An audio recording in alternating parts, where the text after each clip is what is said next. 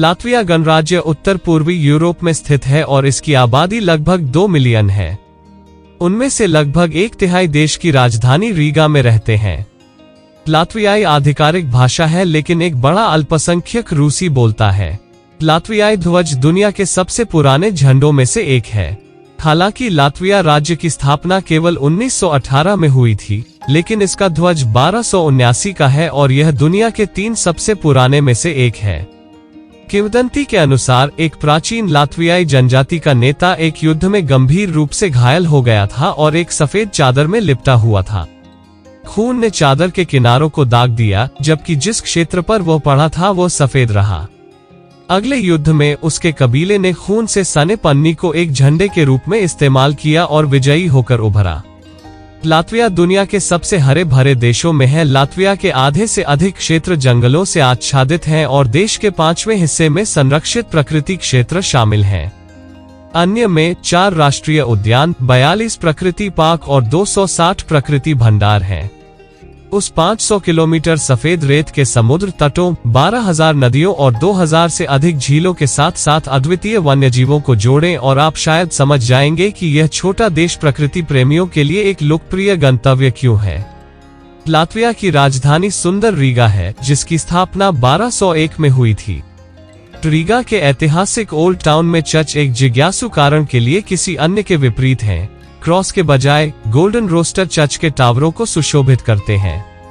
आप क्यों पूछ सकते हैं? सच में कोई भी ठीक से नहीं जानता।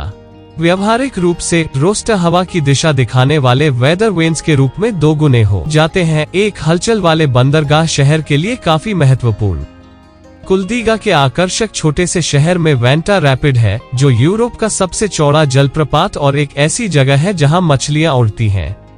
हर वसंत और शरद ऋतु की मछली जैसे सैल्मन प्रजनन के लिए ऊपर की ओर तैरती है और रैपिड्स पर कूदने की कोशिश करती है। 3 शताब्दी पहले ड्यूक जेकब, उसके बारे में बाद में, ने एक दिन में 100 सैल्मन को आसानी से पकड़ने का एक चतुर तरीका ईजाद किया। रैपिड्स के साथ टोकरियां रखकर और मछलियों को उनमें कूदने की अनुमति दी। आइस हॉकी सबसे गर्म खेल है, जबकि कुछ राष्ट्र फुटबॉल, सॉकर, बास्केटबॉल या क्रिकेट के प्रति उत्साही हैं। लातविया में पवित्र खेल आइस हॉकी है।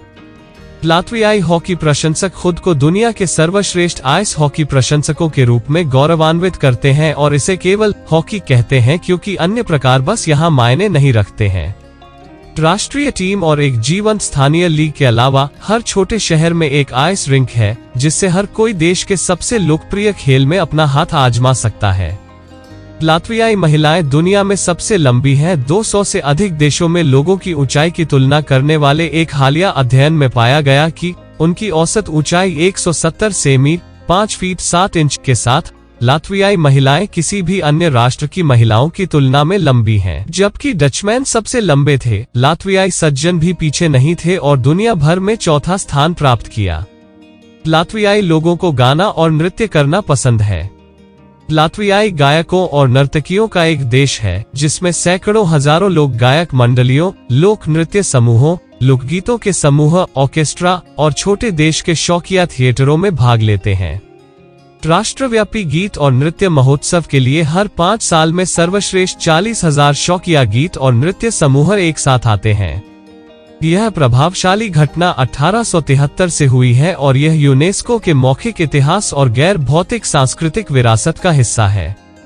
यह पहले क्रिसमस ट्री का घर है। देवदार के पेड़ को सजाना एक पुरानी शीतकालीन संक्रांति परंपरा है, जिसे अधिकांश उत्तरी यूरोपीय लोग मानते हैं। हालांकि रिकॉर्ड पर पहला सजाया गया क्रिसमस ट्री 1510 में रीगा में एक था।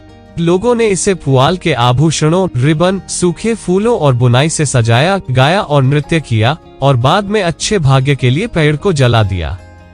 बाद में यह परंपरा जर्मनी में फैल गई, जहां से इसने शेष विश्व को जीत लिया। ग्रीष्म संक्रांति वर्ष का सबसे बड़ा उत्सव है, जबकि क्रिसमस मुख्य रूप से एक शांत पारिवारिक उत्सव है। ग्रीष्मकालीन संक्रांति वो जगह है जहां असली मजा होता है, क्योंकि लातवियाई ग्रामीण इलाकों में साल की सबसे छोटी रात का जश्न मनाने के लिए आते हैं। वे भोर तक जागते हैं और अलाव जलाते हैं, जंगली फूलों की माला बनाते हैं, खाते पीते हैं, गाते और नाचते हैं।